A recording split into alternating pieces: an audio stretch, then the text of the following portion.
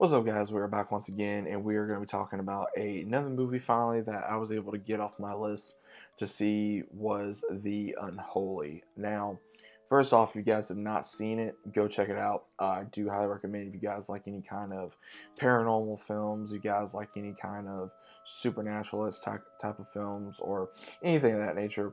Do highly recommend you guys go check this out. Now, again, we do have a list of different films or different actors that was in this film.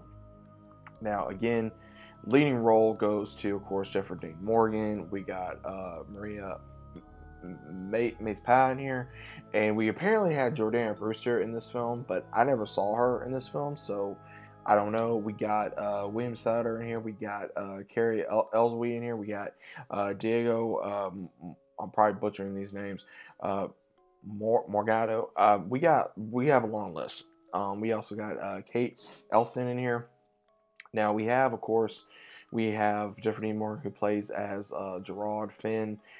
He is a journalist slash, I would say, reporter, and he gets different jobs. He goes to this town, and he is doing some kind of like a low story, and then he finds a doll that was a Kern doll that was in a burned tree, and when he breaks it, things start happening. He goes to a local church, and he meets this girl by the name of Alice, who apparently is deaf, and she starts talking from supposedly talking to the Virgin Mary. And throughout the entirety of the film, we have where people want to believe so bad from different things because she's able to heal this boy, and then she's able to help with her uncle, who is the priest of the church that she attends, and raised her from she was a child, and he starts seeing these different miracles, and then we have ones that were sent from the church that are trying to confirm if these are actual miracles or if it's just a coincidence.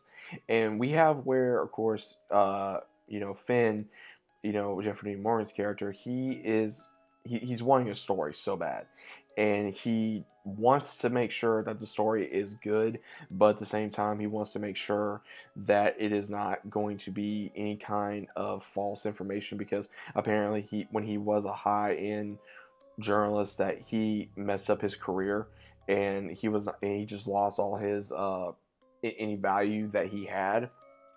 And overall, I will say that the movie was intense. It was one of those where I would say if you're a fan of Jeffrey Dean Morgan, check this out. Obviously, I am a fan of his from, of course, Supernatural. But it's weird because I felt like they took two different episodes of Supernatural to make this film. I could be wrong, but I felt like they took two different episodes of Supernatural to make this film. And when I say that, the first one, if you guys remember, is where I think it was an episode, season 1 or 2, where Dean gets healed by a false prophet, and it turns out to be a reaper. And all these people believed, that, oh, he's getting healed, and all this different things.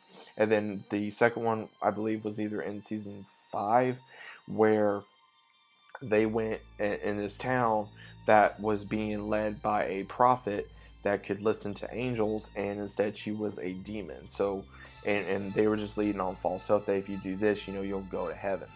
And this is pretty much the same thing, that people were being so blind by their faith that they were being misled by an actual demon, that there was a woman by the name of Mary that was in league and worshipped Satan, that she gave herself willingly and that she could live on through her children.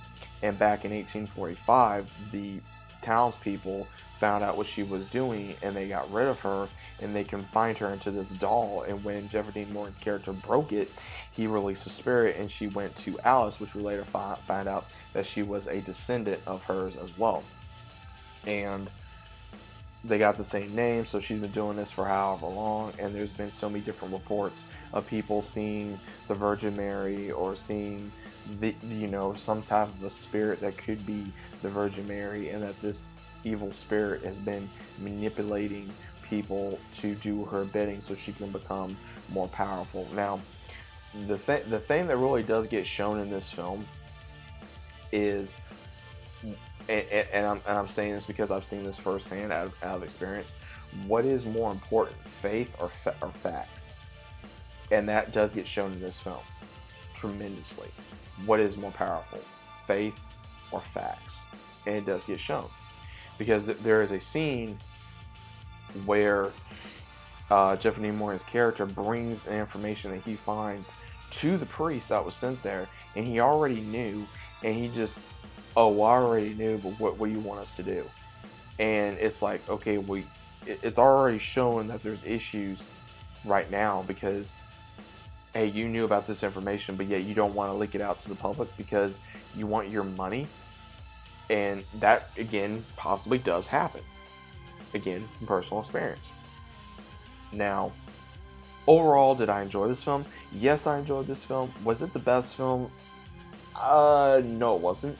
It's one of those films where, again, it is not a must-see, but it's one of those where, again, if you like horror films, if you like thriller films, if you're a fan of Jeffrey Dean Morgan's work, then do check it out.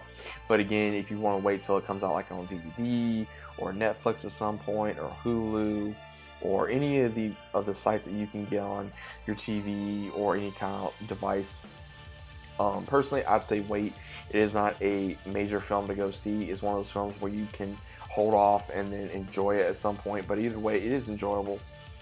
It does keep you interested. It keeps you wondering what exactly is going to happen behind the main story. Now, the issues I had with this was I don't think it gave it much depth of a backstory for why this spirit was doing what it was doing, other than that it was supposedly trying to be the bride of Satan, as well as also made a deal with Satan to live on through her descendants, as well as what else happened back in 1845. They didn't really go into too much depth because every time when they did, the information would either get burned by the spirit or something would happen.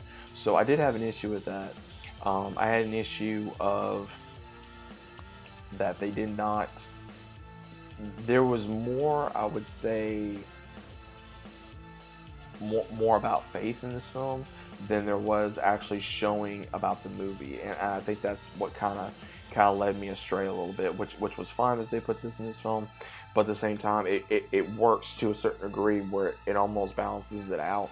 But I think for me, that's where I kind of led astray a little bit, to where it's like, okay, I want to know more about the backstory of this character, about why this character is doing this, or why this is happening. And then we do get it, but I felt like I just wanted more, me personally. Now, again, I did enjoy this film, but again, guys, if you guys want to go check it out, check it out. Let me know what you guys think. Again, is it a must-see? I would personally say no. It is probably, you can wait to go see it, and then you can just let me know what you guys think.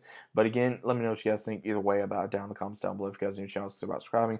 Leave a big fat like on the video. I greatly appreciate it. It helps against the algorithm, as well as also click notifications so you guys are notified every time I upload. If you guys have not seen the Unholy, go check it out, and let me know what you guys think about it down in the comments. But once again, I'll see you as always on the next video.